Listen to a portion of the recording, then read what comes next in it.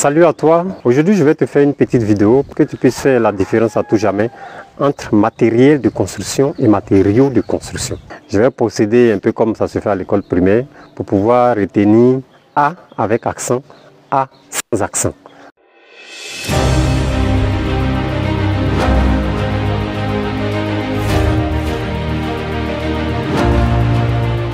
Moi, c'est René qui c'est de ImoFinance 5G.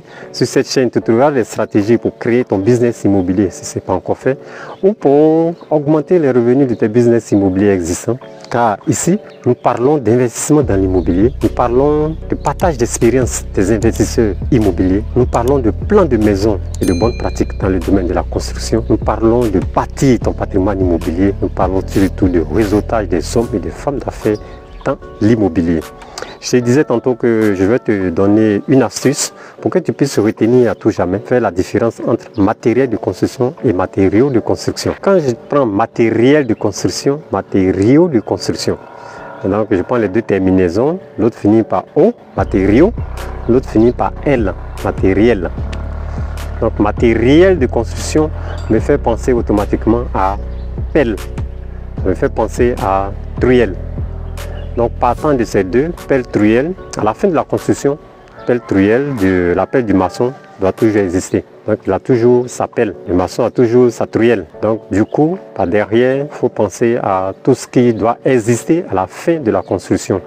Donc on parle de pelle, de truelle, de brouette, bétonnière, les étais métalliques. Donc tout ça rentre dans le cadre de matériel de construction. De l'autre côté, nous avons matériaux de construction.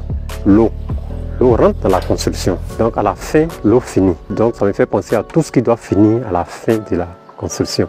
Je prends le ciment qui doit finir. Si les calculs sont bien faits, le ciment doit finir. Ça doit être 0. Les briques ou encore les agglos doivent finir. Le fer doit finir. Donc tout ce qui rentre dans la construction, le gravier, le sable, ça, ce sont les matériaux de construction.